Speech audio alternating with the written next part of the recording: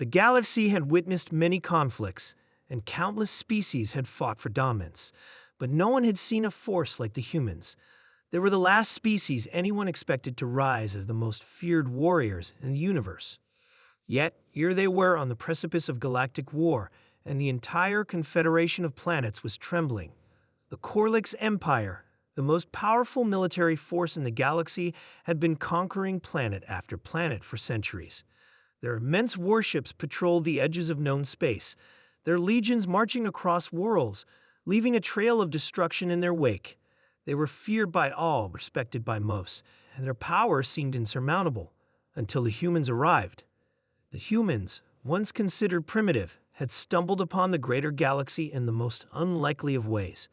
A few exploratory missions had turned into contact with a single alien race, which then spiraled into a chain of events that no one could have predicted.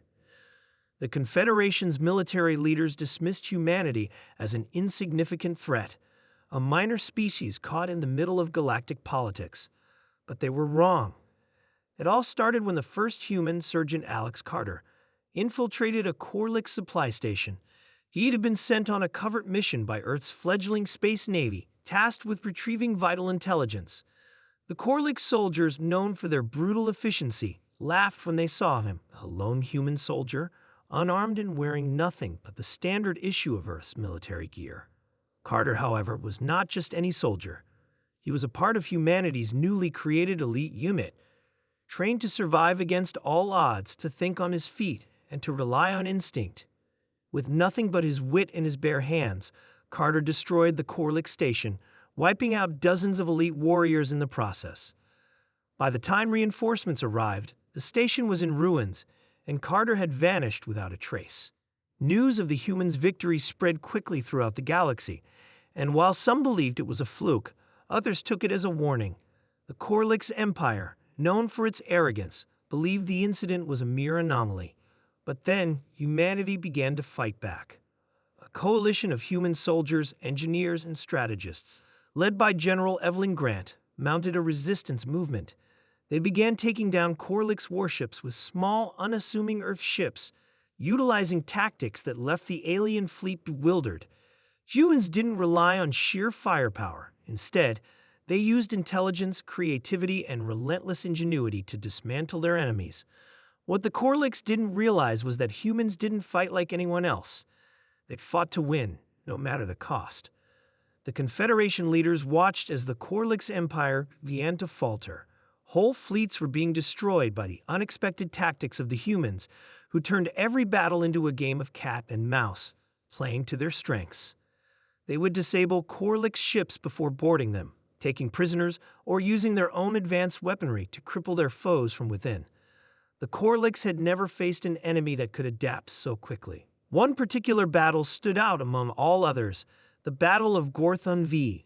The Corlix had sent their most powerful warship, the Emperor's Wrath, to obliterate a human stronghold.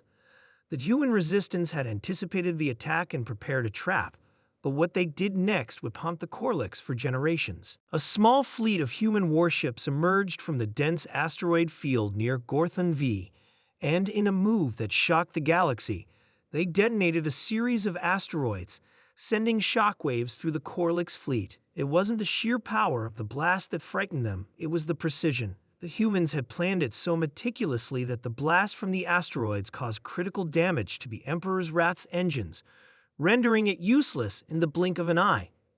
As the Corlix fleet scrambled to recover, the humans boarded their ships, using Corlix technology against them. In the chaos that followed, the Corlix soldiers learned something they would never forget. Humans didn't just fight to win, they fought to take everything. Every battle they won was not just a victory. They extracted everything of value, every piece of knowledge they could get their hands on. But it was the moment when General Grant issued the command to invade Corlix Prime that truly sealed humanity's reputation across the galaxy. The Corlix Empire, unprepared for the level of coordination the humans had achieved, were caught off guard. The entire planet was plunged into war, with human forces striking from every possible angle. They didn't just land with guns blazing. They infiltrated, they sabotaged, and they destroyed every part of the Corlix war machine. The Korliks were forced into retreat, their empire crumbling in front of their eyes. By the time the Confederation of Planets intervened, the damage had already been done. The humans had made their point. No one, not even the mightiest of empires, was safe from their wrath.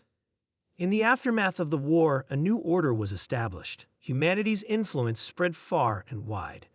The Confederation's leaders, once hesitant to even acknowledge Earth as a significant power, now feared the human military. They knew that the galaxy had changed forever.